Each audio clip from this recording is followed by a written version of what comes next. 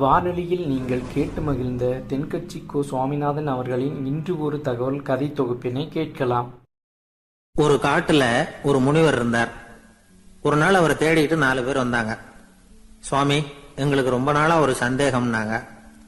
என்னன்னு கேட்டார். இந்த உலகத்துல எவ்வளவோ காரியங்கள் நடக்குது, எது நியாயம் எது அநியாயம் அப்படின்னு புரிஞ்சுக்க முடியலன்னாங்க. அது யாராலையும் புரிஞ்சுக்க முடியாதுன்னார் முனிவர். வந்தவங்களுக்கு ஆச்சரியமா போச்சு, ஒரு மாதிரியா பார்த்தாங்க. இத முனிவர் கவனிச்சார். சரி, புறப்படுங்க என்னோடன்னார். எங்கன்னு கேட்டாங்க. இப்போ உங்க 4 பேரையும் ஒரு புஷ்பக விமானத்துல அழைச்சிட்டு போறேன். இந்த உலகத்துல சர்வசாதாரணமா நடக்கக்கூடிய ஒரு காட்சியை உங்களுக்கு காட்ட போறேன். நீங்க பார்க்க போற அந்த காட்சி நியாயமா அநியாயமா அப்படிங்கறத என்கிட்ட சொல்லணும். நீங்க சரியான பதில் சொன்னா புஷ்பக விமானத்துல தொடர்ந்து பிரயாணம் பண்ணலாம். தவறான பதில் சொன்னா இந்த புஷ்பக விமானம் உங்களை கீழே தள்ளி விட்டுரும் அப்படின்னார். 4 பேருக்கும் பயம்தான். இருந்தாலும் முனிவர் கூப்பிடுறாரு அப்படின்னு சொல்லி புறப்பட்டாங்க. அவங்க எல்லாரும் புறப்பட்டு ஒரு காட்டு வழியா போயிட்டு இருக்கிறாங்க புஷ்பக விமானத்துல. அங்க நடக்கிற ஒரு காட்சியை காட்டுறார் முனிவர். அதோ அங்க பாருங்கன்னார். அந்த விமானத்துல இருந்தபடியே எல்லாரும் கீழே குனிஞ்சு பாக்குறாங்க. அங்க ஒரு தாய் புலி அப்பதான் குட்டி போட்டிருக்கு. குட்டிகளை ஈன்ற உடனே பசிக்கு இறை தேடி அந்த பக்கமா வருது. அதே நேரம் ஒரு தாய் மான், அதுவும் அப்பதான் குட்டி போட்டிருக்கு. அதுவும் இதே மாதிரி குட்டிகளை ஈன்ற உடனே பசிக்கு இறை தேடி அந்த பக்கமா வருது. இப்ப அந்த புலி அந்த மானை அடிச்சு போட்டுடுது. அதுவும் சாப்பிடுது, குட்டிகளுக்கும் கொடுக்குது. இப்போ அந்த புலி குட்டிகள் முகத்துல மகிழ்ச்சி, தாயை இழந்த அந்த மான் குட்டிகள் முகத்துல துக்கம்.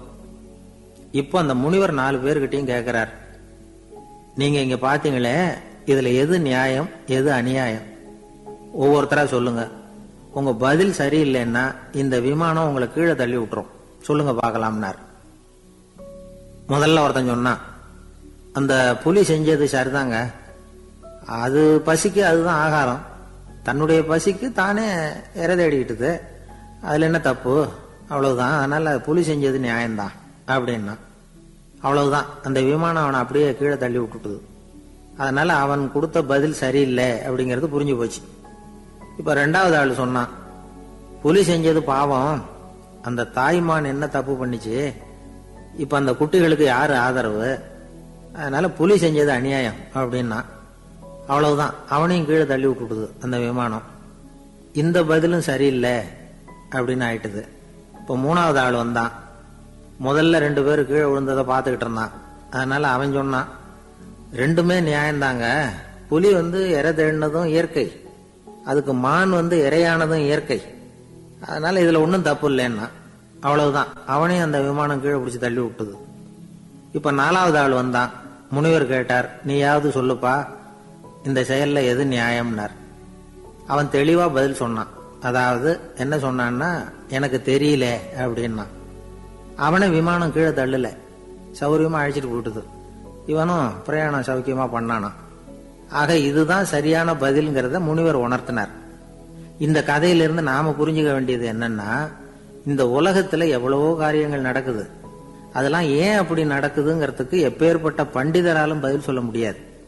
தெரியாததை தெரியாதுன்னு ஒத்துக்கிட்டா வாழ்க்கை பிரயாணம் சுகமா இருக்கும். அதனால தேவையில்லாத விஷயங்களை புரிஞ்சுக்கிறதுக்கு நேரத்தை செலவு பண்ணிட்டு இருக்க கூடாது. வாழ்க்கையை குழப்பிக்க கூடாது. வாழ்க்கைக்கு தேவையானது என்னவோ அதை மட்டும் புரிஞ்சுக்கிட்டா போதும். இந்த காலத்து ஆள் ஒருத்தன் ஒரு பெரியவரை தேடி வந்தான். ஐயா, ஒரு சந்தேகம்னா. என்ன உன்னுடைய சந்தேகம்னார். பகுத்தறிவுன்னா என்ன, விதின்னா என்ன அப்படின்னு கேட்டான். இதுக்கு அவரு, இப்ப உன்னுடைய வலது கால தூக்குன்னார். தூக்கணும். சரி, இப்ப உன்னுடைய வலது கால கீழே இறக்காம உன்னுடைய இடது காலையும் தூக்குன்னார். தூக்கணா, பொத்துன்னு கீழே விழுந்துட்டான். பெரியவர் சொன்னார், உன்னால ஒரு காலை தூக்க முடிஞ்சது, அதுதான் பகுத்தறிவு. 2 கால்களையும் ஒரே சமயத்துல தூக்குனா அடிபடும், அப்படிங்கிறது தான் விதி அப்படின்னு விளக்கம் கொடுத்தார். இவன் தன்னுடைய விதியை நொந்துகிட்டே இடுப்பை பிடிச்சுக்கிட்டு அங்கிருந்து நடந்து போயிட்டான். ஒரு நாள் ஒரு 10-15 பள்ளிக்கூடத்து பிள்ளைங்க தேடிட்டு வந்தாங்க. உங்களை பார்த்துட்டு தான் போகணும், அதுக்காக தான் வந்திருக்கோம்னாங்க. என்ன விஷயம்னு கேட்டோம். நாங்கள்லாம் கூடி ஒரு முடிவு பண்ணியிருக்கிறோம், அதை உங்ககிட்ட சொல்லணும் அப்படின்னாங்க. அதுவும் ஒரு வாண்டு பையன் அதை சொன்னான். என்ன முடிவு அது அப்படின்னு கேட்டோம் ரொம்ப ஆர்வமாக. அதை இப்போ சொல்ல மாட்டோம், எங்களுக்கு பிடிக்கிற மாதிரி ஏதாவது ஒரு தகவல் சொன்னால் அதுக்கப்புறம் நாங்கள் அதை சொல்கிறோம் அப்படின்னு அந்த வாண்டு பையன். சரி, சின்ன பையன்கிட்ட இன்றைக்கி வசமாக மாட்டிக்கிட்டோம் அப்படின்னு நினச்சிக்கிட்டு அவங்களுக்கு தகுந்த மாதிரி ஒரு கதை சொல்ல ஆரம்பித்தோம். அது என்ன கதைன்னா, ஒரு பெரிய காடு, அதில் பலவிதமான மிருகங்கள். அந்த காட்டுக்கு ஒரு சிங்கம்தான் ராஜா. எப்பவும் காட்டுக்கு அது தானே ராஜா. ஒரு பெரிய யானைக்கு இது பொறுக்கலை. என்ன இது, எப்போ பார்த்தாலும் இங்கே சிங்கத்துக்கே ராஜா பதவி கிடைக்குது, நான்லாம் எவ்வளவு பலசாலியாக இருக்கிறேன், அப்படி இருந்தும் எனக்கு அந்த பதவி கிடைக்கலையே அப்படின்னு தனக்குள்ளே பொறுமிக்கிட்டே இருந்தது. ராஜா பதவியை நினச்சி ரொம்ப ஏக்கம், அதுக்கு பதவி மோகம். இந்த சமயம் பார்த்து ஒரு குள்ள நரி கூட்டம் அதை தேடிட்டு வந்தது. ஐயா பெரியவங்களே, நீங்கள் இந்த காட்டுக்கு ராஜாவாக இருக்க ஆசைப்படுறீங்க, அதில் ஒன்றும் தப்பு இல்லை. ஆனால் அதுக்கு முன்னாடி நீங்கள் எங்கள் கூட்டத்துக்கு கொஞ்ச நாள் தலைவராக இருங்க, அதாவது ராஜாவாக இருங்களேன், உங்களுக்கும் ஒரு ட்ரைனிங் கிடைச்சது மாதிரி இருக்கும் அப்படின்னு சொல்லியிருக்குது இந்த கூட்டம், குள்ள நரி கூட்டம். இதை கேட்ட உடனே யானைக்கு ரொம்ப சந்தோஷம் தாங்கலை.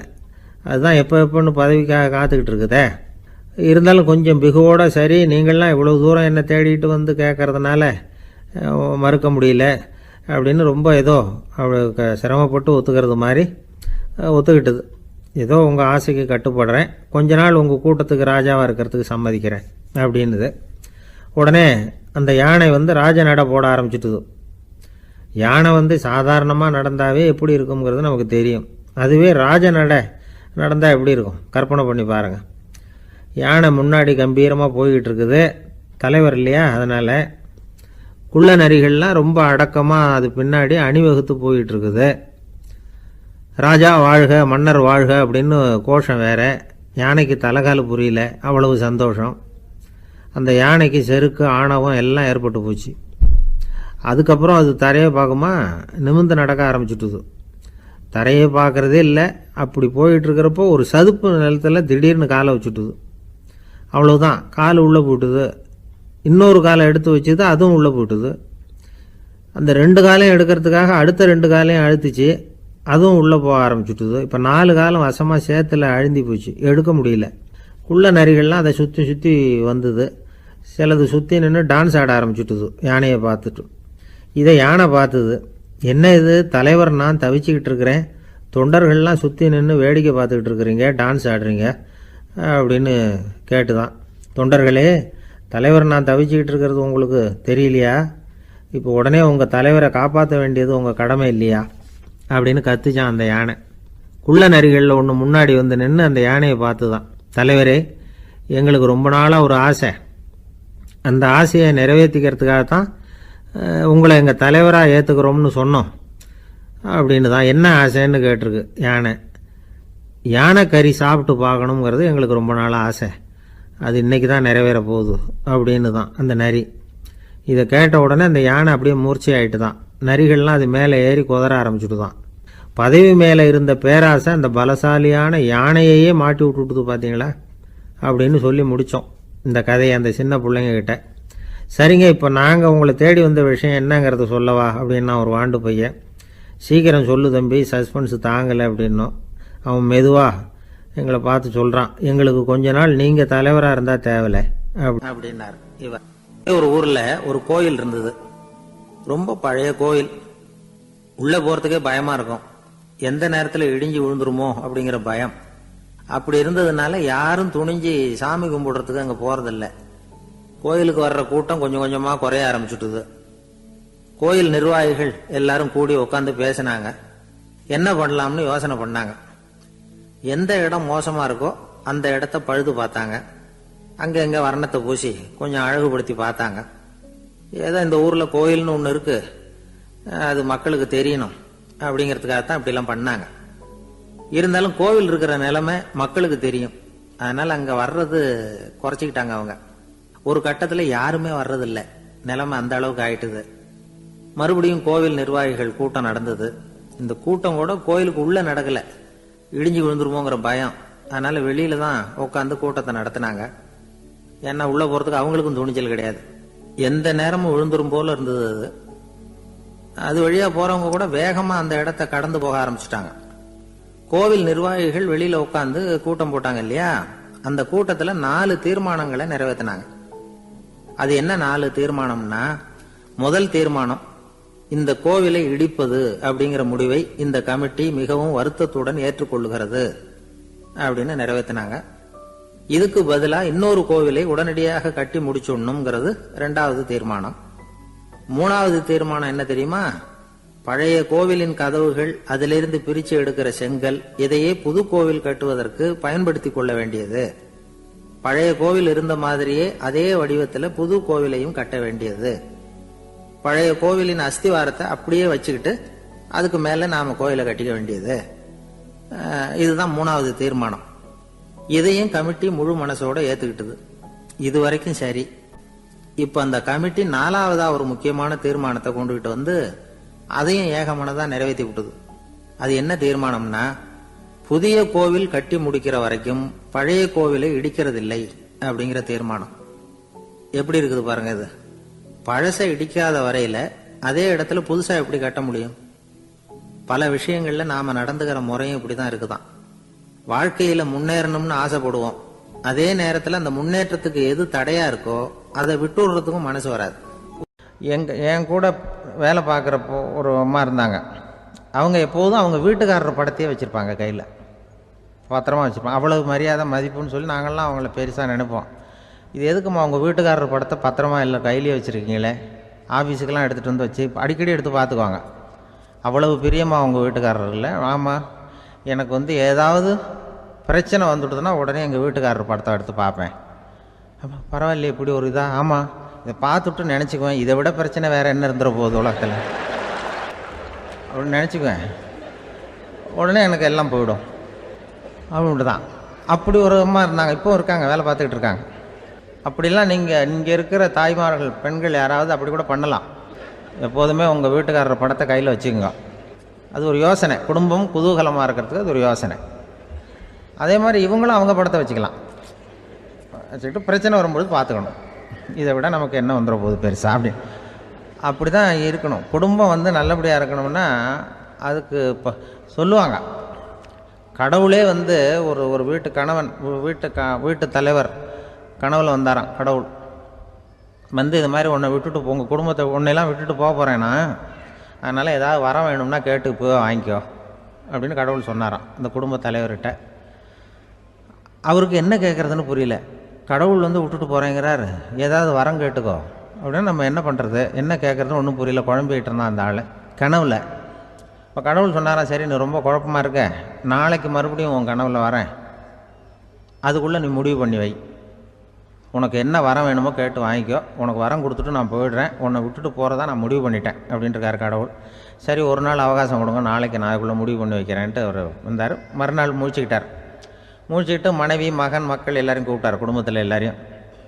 அப்படி வாங்க, இது மாதிரி நேற்று கனவுல வந்தார் கடவுள், நம்மளை விட்டுட்டு போக போகிறாராம், என்ன வரம் வேணும்னு கேட்டு வாங்கிங்கோ அப்படின்னு இப்போ சொல்லிட்டார். என்ன கேட்குறதுன்னா அப்படின்னு அந்த கணவன் கேட்குறான். இந்த மனைவி சொல்கிறாங்க, என் உடம்பு பூரா நகையாக இருக்கணும் அப்படின்னு கேள் அப்படின்ட்டுருக்கு. அதுக்குள்ளே அந்த ஒரு பொண்ணு ஓடி அப்படிலாம் கேட்காதப்பா கடவுள்கிட்ட, இப்போ இருக்கிற சொத்து எவ்வளோ இருக்கோ அதுபோல் இன்னொரு பங்கு வேணும்னு கேள் அப்படின்னு. அந்த பையன் அவன் வேறு சொன்னான், அவன் அது நமக்கு இது போல் ஒரு 10 பங்காவது வேணும், 2 பங்களா கார் வேணும் அப்படின்னு அவன் ஒரு லிஸ்ட்டை கொடுத்தான். இவர் என்ன கேட்குறதுன்னு முடிவு பண்ணுறதுக்குள்ள அங்கே வேலை செய்கிற அம்மா, ஒரு வயசான அம்மா வந்திருக்கு, வேலை செய்கிற அம்மா. அது சொல்லிச்சான் இவர்கிட்ட, தப்பாரு கடவுள்கிட்ட அப்படிலாம் கேட்காதப்பா, நாளைக்கு வரும்பொழுது என்ன வர வேணும்னா எங்கள் குடும்பத்தில் எல்லாரும் அன்பாக இருக்கணும், பாசமாக இருக்கணும்னு கேட்டு வாங்கிக்கோ வரத்தை. அன்பு பாசம் குடும்பத்தில் எப்போதும் நிலவணும்னு கேட்டு வாங்கிக்கோ, வேற எல்லாம் நம்ம பார்த்துக்கலான்னு இந்த பெரியம்மா சொல்லிச்சான். மறுநாள் அதே மாதிரி படுத்து தூங்கினார். கடவுள் கனவுல வந்தார். கேட்கும்பொழுது இவர் சொன்னாராம், ஐயா எனக்கு எங்கள் குடும்பத்தில் நாங்கள் கணவன் மனைவி புள்ள குட்டி எல்லாம் பாசமாக இருக்கணும், அன்பாக இருக்கணும், இதுதான் எங்களுக்கு வர வேணும் அப்படின்னு கேட்டாராம். இவர் கேட்டதும் கடவுள் தலையை சொரிய ஆரம்பிச்சிட்டாராம். ஏன் என்ன யோசிக்கிறீங்கன்னு கேட்டிருக்காரு. நீங்கள் அன்பாக பிரியமாக இருந்தீங்கன்னா அப்புறம் ஏன் நான் உங்களை விட்டுட்டு போக போகிறேன், நான் ஏற்கனவே இல்லைங்கிறதுனால தான் உங்களை விட்டு போகலாம்னு முடிவு பண்ணியிருந்தேன். இப்போ நீங்கள் ஏற்கனவே பாசமாக இருந்தீங்கன்னா நான் இனிமேல் போக மாட்டேன், அதனால் ஏன் முடிவும் மாற்றிக்க வேண்டியதுதான், உங்கள் கூட தான் இருக்க போகிறேன்னாராம். இப்படி ஒரு கதை சொல்லுவாங்க.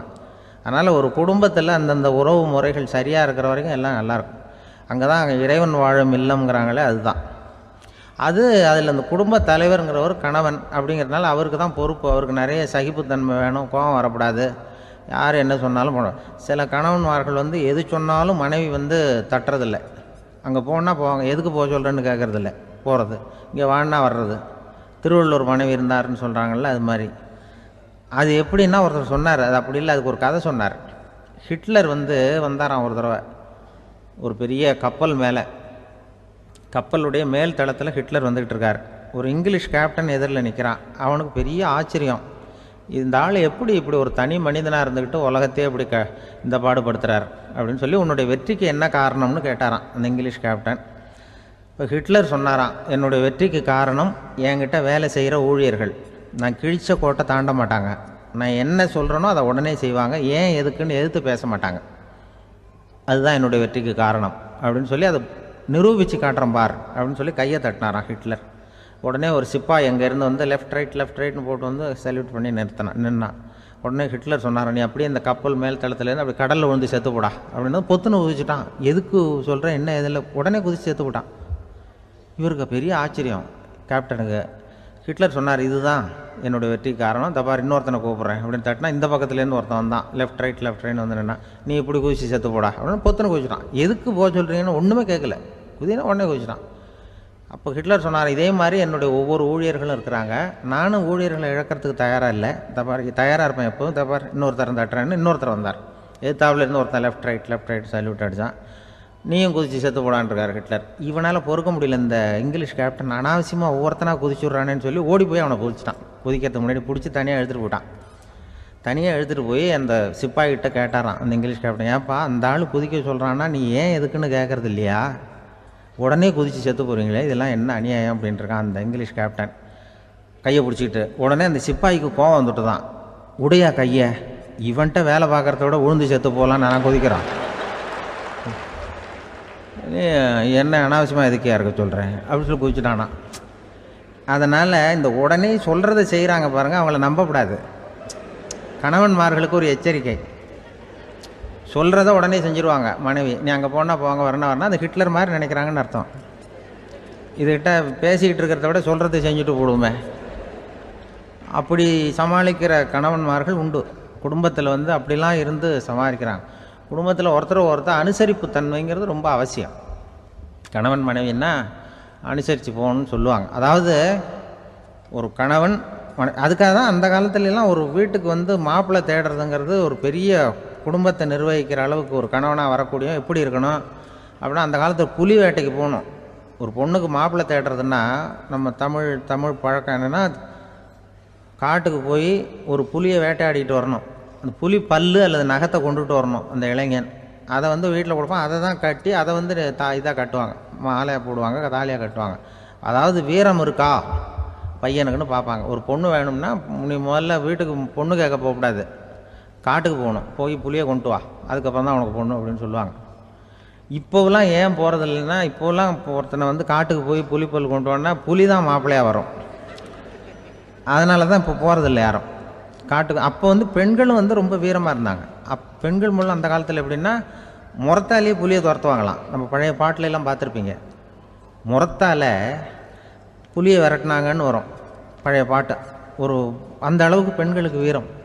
இப்போ கல்யாணம் ஆகி இந்த காலத்தில் ஒரு கணவனை வந்து விரட்டிட்டு வந்தாங்களாம் முறத்தை எடுத்துக்கிட்டு. ஒரு மனைவி அவன் பயந்துட்டு வெளில ஓடி வரான், பின்னாடி முறத்தை எடுத்துகிட்டு அந்த அம்மா ஓடி வருது. இவனை தனியாக பிடிச்சி கொண்டு போய், என்னப்பா இந்த மனைவிட்டு இப்படி பயந்து ஓடி வரையே, முறத்தால் துரத்துறா இப்படி வரையே அப்படின்னு தான் அவன் அப்படியே தடுமாறிக்கிட்டு, அதெல்லாம் ஒன்றும் இல்லை, அவன் என்ன புலியாக நினைக்கிறா அப்படின்னு ஒரு பெருமையாக சொல்லிட்டானான். அந்த காலத்தில் புலியை தான் முறத்தால் விரட்டினாங்க, இப்போ புருஷனை விரட்டுறாங்க அப்படின்னு சொல்லி. அப்படி அந்த காலத்தில் வந்து கணவனுக்கு ஒரு குடும்பத்தை நிர்வகிக்கிற திறமை இருக்கா, உடல் வலிமை தான் முக்கியம். இப்போ கூட மதுரை பக்கத்தில் ஐயாவுக்கு தெரியும், அந்த இளவட்டக்கல்லுன்னு ஒரு ஊர், இப்போ ஊருக்கு ஊர் எல்லையில் கிடக்கும். ஊர் எல்லையில் ஒரு பெரிய கல் கிடக்கும். அந்த ஊருக்கு பொண்ணு கேட்க போகிறவங்க அந்த கல்லை தலைக்கு மேலே தூக்கி காட்டணும், அப்படியே தூக்கி தலைக்கு மேலே வசதி கீழே போடணும். அந்த வலு இருந்தால் தான் நீங்கள் அந்த ஊருக்குள்ளேயே போகலாம், பொண்ணு கேட்குறதுக்கு போகலாம், இல்லைன்னா நீ திரும்பி போக வேண்டியதான். அந்த வலிமை இருக்கா மாப்பிள்ளைன்னு பார்க்குறாங்க. இளவட்டக்கல்லுன்னு பேர். அப்போ என்ன பண்ணாங்கன்னா, ஒரு 1000 வருஷத்துக்கு முன்னாடி அந்த கல்லை தலைக்கு மேலே தூக்கி கீழே போடுவாங்களாம். ஒரு 500 வருஷத்துக்கு முன்னாடி அப்படி கொஞ்சம் தூரம் இடுப்பு அளவுக்கு தூக்கி கீழே போட்டுக்கிட்டு இருந்துருக்குறாங்க. அதுக்கப்புறம் ஒரு 100 வருஷத்துக்கு முன்னாடியெல்லாம் அப்படி முழங்கால் அளவுக்கு அப்படி தூக்கி போட்டால் போகிறோம்னு வச்சுருந்தாங்களாம். இப்போ நான் அந்த ஊருக்கு என் கூட பழனிசாமின்னு ஒருத்தர் இருக்கார். அவர் போய் உனக்கு எப்படிப்பா இந்த ஊரில் கல்யாணம் ஆச்சு அப்படின்னா, இப்போலாம் நாங்கள் தொட்டு கும்பிட்டா போகிறோம், அதை அசைக்கிறது கூட இல்லை. அப்படி ஆகிட்டுது. ஒரு குடும்பத்தை கணவனாக வரப்போகிறவனுக்கான தகுதி அந்த காலத்தில் அப்படி இருந்துதான். அப்படி கணவன் தேர்ந்தெடுக்கிறது, குடும்ப தலைவனை தேர்ந்தெடுக்கிறது ஒரு பெரிய காரியம். ஒரு பெரிய செல்வந்தர் போட்டி வச்சாராம். ஒரு நீச்சல் குளம், அதில் யார் வேணாலும் குதித்து அந்த பக்கம் போய் கரையேறலாம். அந்த நீச்சல் குளத்தில் விஷப்பாம்புலாம் கிடக்கு. யார் துணிஞ்சி அந்த விஷப்பாம்பு இருக்கிற குளத்தில் குதித்து அந்த பக்கம் போய் கரையேறானோ அவனுக்கு ஒரு 100 ஏக்கர் நிலம் கொடுப்பேன், அது வேண்டான்னா ஒரு 1000 ஆடு கொடுப்பேன், அதுவும் வேண்டான்னா என் பொண்ணை கொடுப்பேன் அப்படின்னு போட்டி வச்சார். அதான் மாப்பிள்ளையை தேர்ந்தெடுக்கிறதுக்கு அவர் ஒரு வழி, நீச்சல் குளத்தில் குதித்து கரையேறணும். இப்போ அந்த ஊரில் இருக்கிற இளைஞர்கள்லாம் பார்க்குறாங்க அந்த குளத்தில் குதிக்கணும்னு. ஆனால் குளத்தில் ஒரு விஷப்பாம்புலாம் கிடக்கு. இது என்ன பண்ணுறதுன்னு பார்த்தா யாருமே குதிக்கிறதுக்கு தைரியம் வரல. திடீர்னு ஒருத்தன் துணிஞ்சு குதித்தான், படபடன்னு அடிச்சுட்டு போய் அந்த பக்கம் கரையேறிட்டான். கரையேறின உடனே பரவாயில்லையே ஒரு ஆள் வந்துட்டான்னு சொல்லி அவனை அந்த இளைஞனை போய் பிடிச்சிட்டு வந்தாங்க. அந்த பெரியவர் கேட்டார், ஏப்பா இவ்வளவு பெரிய விஷப்பாம்பெல்லாம் கிடக்கிற நீச்சல் குளத்தில் நீ துணிஞ்சு குதித்து கரையேறி இருக்கிற, உனக்கு என்ன 1000 ஏக்கர் நிலம் கொடுத்துறவா, 100 ஏக்கர் நிலம் கொடுக்கவா சொல்கிறப்படி அப்படின்னா, வேண்டாம் சார்ன்றான். ஓஹோ அப்படின்னா ஒரு 1000 ஆடு வேணுமா உனக்கு அப்படின்னா, அதுவும் வேண்டாம் சார். ஓ அப்படின்னா என் பொண்ணு வேணுமா அப்படின்னா, அதுவும் வேண்டாம் சாருங்கிறான். அப்புறம் எதுக்குடா குதிச்சுன்ட்டு என்ன உனக்கு என்ன தான் வேணும் அப்படின்னு கேட்டிருக்கார். என்னை எவன் பிடிச்சி தள்ளி விட்டவன்னு தெரியணும் அப்படின்ட்டுருக்கான். அதுக்காக அவன் பார்த்துருக்கான். அப்படி இருந்தால் தான் துணிச்சல் வரும் இந்த காலத்தில். எதுக்கு இவ்வளவு சங்கடம்லாம் வச்சாங்கன்னா, ஒரு குடும்பத்துக்கு தலைவராக வர வேண்டிய ஒரு ஆள், கணவனாக இருக்க வேண்டியவனுக்கு துணிச்சல் இருக்கா, தைரியம் இருக்கா அப்படிங்கிறது பார்க்குறதுக்காக இப்படிப்பட்ட தேர்வு முறைகள்லாம் வச்சுருந்தாங்க அந்த காலத்துலலாம். இப்போலாம் கல்யாணம் பண்ணுறது ஆளுக்கு நேரில் பார்க்காமலே கூட கல்யாணம் நடக்குது இன்டர்நெட்டில். இப்போ சர்டிஃபிகேட் கேட்குறாங்க, நோய் நொடி இல்லாமல் இருக்காரா பார், காட்டுக்கெலாம் போக வேண்டாம், நேராக ஆஸ்பத்திரிக்கு போய் ஒரு சர்டிஃபிகேட் வாங்கிட்டு வா, உனக்கு ஒன்றும் வியாதி இல்லைன்னு ப்ரூவ் பண்ணு, அதுக்கப்புறம் பார்த்துக்கலாம், மற்றதை பேசுவோம் அப்படின்னு சொல்லி அப்படி இருக்குது நிலைமை. அதனால் குடும்பத்தில் அந்த கணவனாக இருக்கிற வேண்டியவனுக்கு பொறுப்பு அதிகம். ஏன்னா எல்லாத்தையும் அனுசரித்து போக வேண்டியதாக வந்தான். அப்படி தான் இருக்குது. அந்த கணவன் மனைவிக்குள்ளே விட்டு கொடுக்கறது அதெல்லாம் பற்றி நிறைய எல்லாரும் ஏற்கனவே நம்ம புலவர்கள்லாம் பாடியிருக்காங்க, எல்லோரும் சொல்லுவாங்க. ஒரு கணவன், ஒரு குழந்தை பிறந்து தான் ஒரு வீட்டில், அந்த குழந்தைக்கு என்ன பேர் வைக்கிறதுங்கிறது ஒரு தகராறு. இந்த குழந்தைக்கு என்ன பேர் வைக்கிறதுங்கிறதுல தகராறு வந்துடுது. யார்? கணவனுக்கும் மனைவிக்கும். அவன் என்ன சொல்கிறான், எங்கள் அப்பா பேரை தான் வைக்கணுங்கிறான் அவன். இந்த அம்மா என்ன சொல்லுது, இல்லை எங்கள் அப்பா பேரை தான் வைக்கணும் அப்படிங்குது. காலையிலேருந்து சண்டை, தகராறு. எதிர்த்த வீட்டுக்காரன் பார்த்தான், இது என்ன காலையிலேருந்து எதிர்த்த வீட்டில் தகராறு நடக்குது, என்னென்னு போய் கேட்டிருக்கான். என்னம்மா உங்களுக்கு உள்ள தகராறு, காலையிலேருந்து பார்த்தேன் அப்படின்னா, ஒன்றும் இல்லைம்மா, எங்கள் குழந்தைக்கு பேர் வைக்கிறதுல எங்களுக்கு உள்ளே ஒத்து போக முடியல, நான் எங்கள் அப்பா பேரை வைக்கணுங்கிறேன், அந்த அம்மா அவங்க அப்பா பேரை வைக்கணுங்குது, அதுதான் எங்களால் குடும்பத்தில் ஒரு நிம்மதி இல்லாமல் இருக்கிறோம், தகராறு பண்ணிகிட்ருக்கோம் அப்படின்னு நானா. அப்போ எதிர்த்த வீட்டுக்காரன் சொல்லியிருக்கான், எதிர்த்த வீட்டுக்காரன்னு நான் எதுக்கு இருக்கிறேன், நான் பஞ்சாயத்து பண்ணி வைக்கிறேன், உங்களுக்குள்ளே என்ன இது பேர் தானே வைக்கணும், ஏன்ப்பா உங்கள் அப்பா பேர் என்ன அப்படின்னு அவனை கேட்டிருக்கான். எங்கள் அப்பா பேர் சீனிவாசன் அப்படின்ட்டுருக்கான். இந்த அம்மாவை உங்கள் அப்பா பேர் என்னம்மா, கிருஷ்ணன் அப்படின்னு சொல்லி இவன் யோசித்து பார்த்தான். குழந்தைக்கு சீனிவாச கோபாலகிருஷ்ணன்னு பேர் வைங்க போங்க அப்படின்ட்டு போயிட்டான். ஏற்ற விட்டு தீர்த்து வச்சுட்டு போயிட்டான். போனதுக்கப்புறம் இவங்க 2 பேரும் பேசிக்கிட்டாங்க. சரி, இந்த சீனிவாசன் சரி, கிருஷ்ணன் சரி, நடுவில் கோபாலம் யார் அப்படின்னு சொல்லி அவனை போய் இழுத்துட்டு வந்தான். எழுத்து வீட்டில் போய், அது யார்ரா, அது இங்கே வா, அது யார்ரா கோபாலை அப்படின்னா, அது எங்கள் அப்பா பேர், நீ அதை மட்டும் எதுக்கு விட்டு வைக்கிற, அதையும் சேர்த்து வச்சுட்டு போடான்னு. அதாவது குடும்பத்தில் ஒரு கணவனும் மனைவியும் ஒரு சின்ன விஷயத்தில் கூட ஒத்து போகலைன்னா இப்படி தான் ஏற்று வீட்டுக்காரன் பஞ்சாயத்துக்கு வருவான். கோபாலன்னு குறுக்க வருவான் ஒருத்தன். அப்படி அந்த அனுசரிப்புங்கிறது குடும்பத்தில் ரொம்ப அவசியம். கணவனும் மனைவி அது ஒன்றுக்கு மேலே இந்த கல்யாணம் பண்ணிக்கிறாங்கள், அது ரொம்ப அவஸ்தை. ஒருவனுக்கு ஒருத்திங்கிறது நம்ம இதெல்லாம் சொல்கிறது. ஒன்றுக்கு மேற்பட்ட திருமணங்கள் சங்கடத்தில் தான் கொண்டு விடும். நிறைய சொல்லுவாங்க. உலகத்திலேயே ஒரு பெரிய இது என்ன தெரியுங்களா, இயற்கை நிர்ணயம் பண்ணுது. இப்போ நம்ம சில பேருக்கு எனக்கு பொம்பளை பிள்ளை வேண்டாம், ஆம்பளை பிள்ளை வேண்டான்னு சொல்லி இந்த ஸ்கேன் பண்ணி என்னென்னவோ பண்ணிகிட்டு இருக்கிறாங்கல்ல. ஆனால் இயற்கை அந்த 50-50 ரேஷியோவை அது மெயின்டைன் பண்ணிகிட்ருக்கு. இந்த உலகத்தில் ஒரு அதிசயமான உண்மை என்னென்னா 116 ஆம்பளை பிள்ளை பிறந்தா 100 பொம்பளை பிள்ளை பிறகுதான். உலக அளவில் 116 ஆம்பளை பிள்ளை பிறந்தா 100 பொம்பளை பிள்ளை பிறகுது. இது எதுக்கு 16 அதிகமாக பிறக்குதுன்னா, அந்த வாலிப வயசு அடையிறதுக்குள்ளே 16 செத்து போகுது.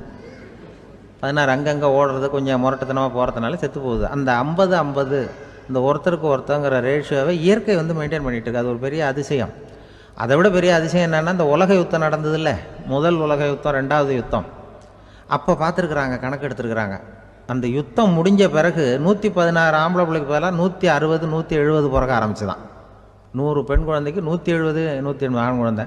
இது எதுக்குன்னா, அந்த போரில் செத்து போகுதில்ல ஆம்பளை பிள்ளைகள், அதை ஈடுகட்டுறதுக்காக அதிகமாக பிறக்க ஆரம்பிச்சிருக்கு. அந்த அளவுக்கு இயற்கை ஒரு பெரிய ரேஷியோவை மெயின்டைன் பண்ணுது. அதாவது ஒருவனுக்கு ஒருத்திங்கிறத அது சொல்லிகிட்டு இருக்கு.